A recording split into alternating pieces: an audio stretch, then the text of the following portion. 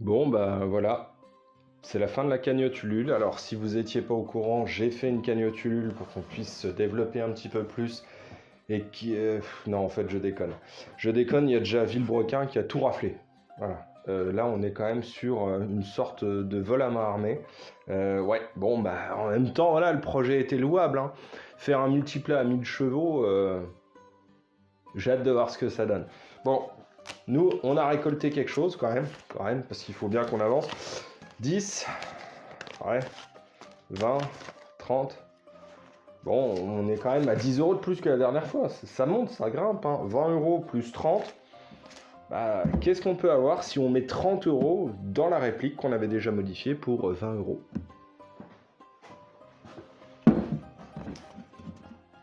Ouais, bon, ok, il n'y a plus de budget. Il n'y a plus de budget, bah forcément, moi aussi je m'adapte, hein. Allez. Oula. Ah, je suis sûr que c'est... Ouais, c'est chaud et sans bulle. C'est vraiment génial. Je vais pas en parler pendant des heures. Je vais vous ressortir la réplique qu'on avait déjà modifiée. On va voir ça ensemble. Voilà. Elle a évolué un petit peu. Donc ici, on a un cache-flamme parce que l'autre était pété, vous vous souvenez, hein. C'est l'Arbobine qui m'en a fait un et qui, voilà, maintenant, ça présente quand même nettement mieux. Merci l'Arbobine. On va la déplier. Alors, ça pique toujours autant les yeux. Je suis d'accord. On va faire quelque chose, hein, un jour quand même là-dessus. Alors de loin ça va, de près je vais pas le faire, mais c'est voilà, c'est assez particulier. Pour 30 euros, j'avais le choix entre changer le moteur. Bon, celui d'origine n'était pas vilain. Je me suis plutôt intéressé sur le fait de modifier la cadence et la réactivité, donc en passant sur des batteries qui sont un peu plus péchues, et notamment sur le cas des MOSFET. Donc là, je vais vous en présenter deux. Le MOSFET T238, j'en parle assez régulièrement. Aujourd'hui, on va voir comment on va le monter. Et je vais vous parler aussi d'un MOSFET Gate, un ASR, qui va permettre de protéger notre chariot de queue de détente. On va commencer par le MOSFET Gate et on ira tout doucement vers le T238. J'ouvre la réplique là et c'est parti. Alors, c'est une réplique qu'on avait déjà vue la dernière fois. Donc, c'est une AK basique, hein. Facile à démonter. On va voir ça ensemble.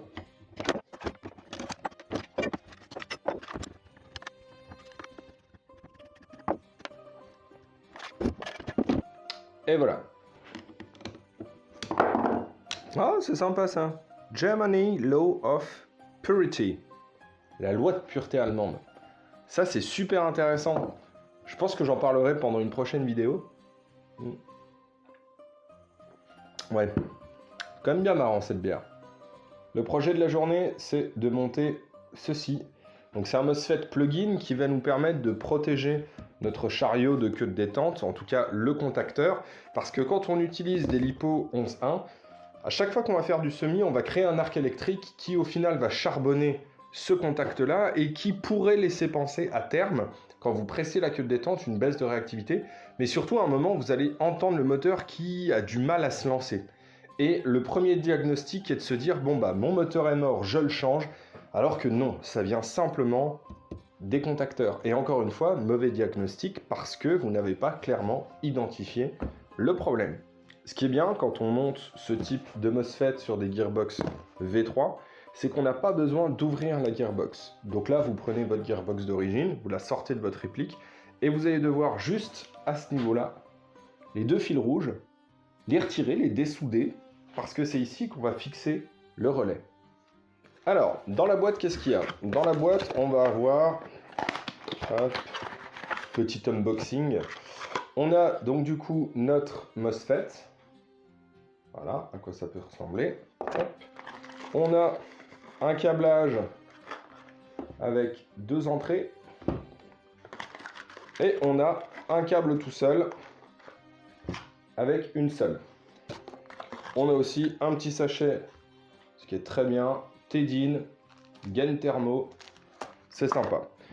Ce qu'on va faire avec ça, on va nous systématiquement brancher ce type de MOSFET, alors que ce soit le Nano ASR, que ce soit le Warfet, que ce soit le MERF 3.2. Voilà, ça prend, en tout cas sur les V3, guère plus de... et même sur les V2, parce que les V2, vous allez les ouvrir, ça prend guère plus de temps de les câbler en advanced. Vous avez le câblage simple ou le câblage avancé. branchez-les de manière systématique en avancée parce que ça prend pas de temps supplémentaire. Et ça vous permettra, on le verra en toute fin, de pouvoir modifier votre petit MOSFET plugin et acheter un MOSFET Warfed Gate par exemple et pouvoir le brancher directement dessus. On verra ça après. Alors voilà, notre angle de caméra a changé. Alors pour ce faire et pour le monter, vous aurez besoin de quelque chose qui est véritablement inutile. Donc c'est quelque chose qui vous permet d'accrocher et de maintenir un petit peu plein de choses avec une petite loupe. Bon, ça c'est tellement inutile qu'on va le mettre de côté. On va avoir besoin d'un fer à souder. Alors si vous n'avez pas de support de fer à souder, vous prenez le top cover de votre réplique.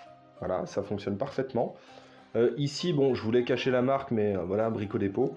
De l'étain, votre gearbox, vous allez avoir besoin du double connecteur, de votre MOSFET. On va en profiter pour tout câbler en DIN, donc on sera vraiment tranquille. Et on va réutiliser un petit peu de gaine thermo pour pouvoir protéger tout ça. On va avoir besoin aussi d'un cutter pour, je vais pousser ça, retirer en fait la gaine thermo qu'il y avait d'origine au niveau des contacteurs, en évitant bien sûr de s'écharper les doigts. Voilà, qu'on puisse les dessouder tranquillement.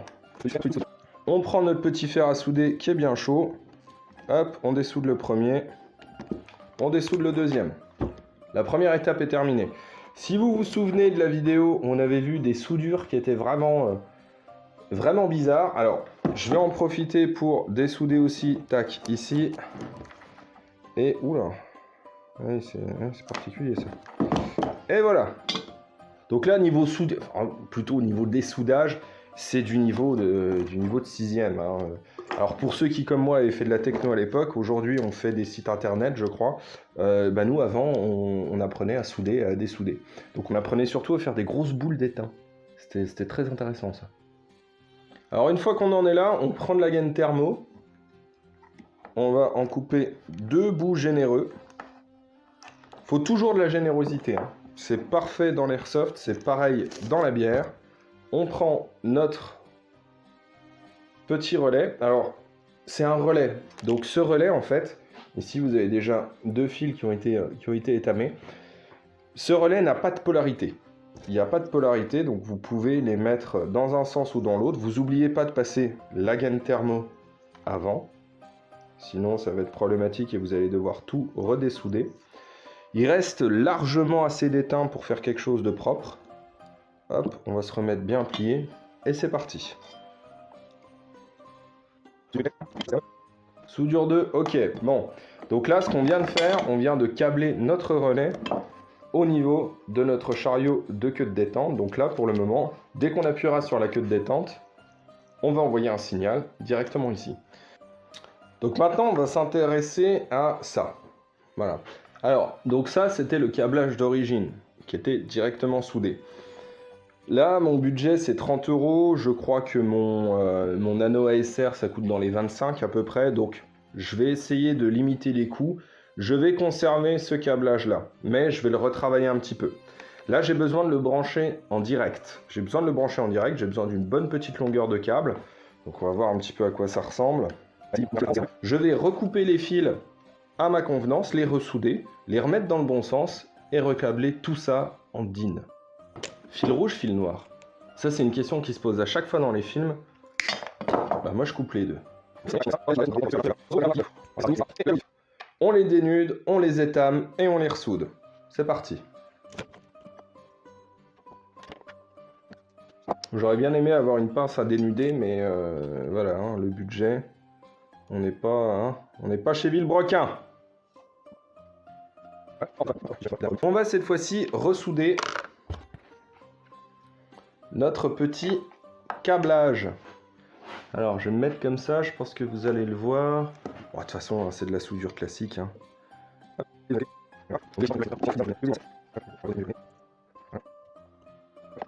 Donc là, normalement, on met de la gaine thermo. On est censé mettre la gaine thermo. Je ne vais pas le faire. Parce que vous allez voir que tout à l'heure, je vais souder le T238. Donc du coup, je vais le laisser comme ça. On va terminer et je vais vous montrer à quoi ça ressemble. Donc voilà à quoi ça ressemble. Donc une fois que c'est branché, donc la lipo est branchée, on a notre relais qui est ici. Hein. Nos 2 câbles sont ici. Attention. Ça permet d'utiliser une grosse batterie. Donc là, vous l'entendez, en fait, ça chinte complètement. Ça fait du double tap parce que, bon, une LiPo 40C, ça envoie quand même du lourd. Donc là, on va voir ce qu'on peut faire et quel est l'intérêt finalement de mettre ce type de petit MOSFET. Ce qui est intéressant avec ce type de montage, c'est qu'on peut utiliser des grosses batteries avec une upgrade qu'on avait déjà fait ensemble qui n'était pas folle, hein, on était à 20 €. Donc là, avec un budget de 30, moi je suis parti sur un MOSFET plug-in pour plusieurs raisons. Si vous avez plusieurs répliques, vous en avez peut-être, je dis n'importe quoi, 2, 3 et ainsi de suite. Ce que vous pouvez faire, c'est acheter uniquement un petit MOSFET comme celui-ci et vous achetez en supplément les câbles de relais.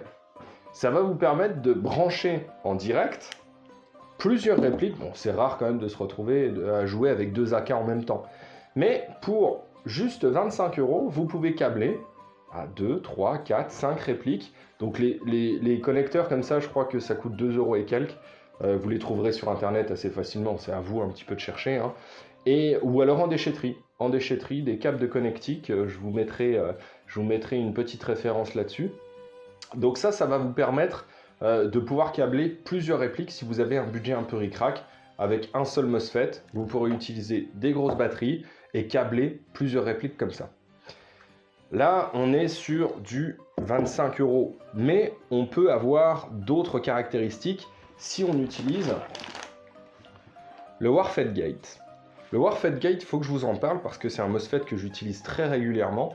Alors, juste avant le Warfed Gate, il y a le MERF 3.2 qui aura quelques caractéristiques similaires, notamment pré-engagement du piston et ainsi de suite.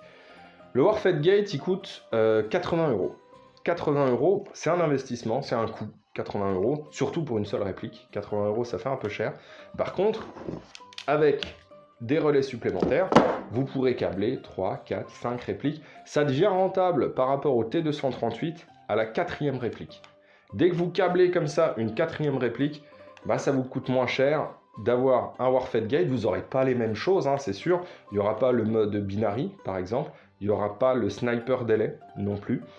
Des choses qui peuvent être intéressantes sur le T238 qui ne sont pas dispo sur le Warfed Gate. Mais pour nous, en restant sur notre budget, ça fait le boulot, c'est pas cher, c'est top.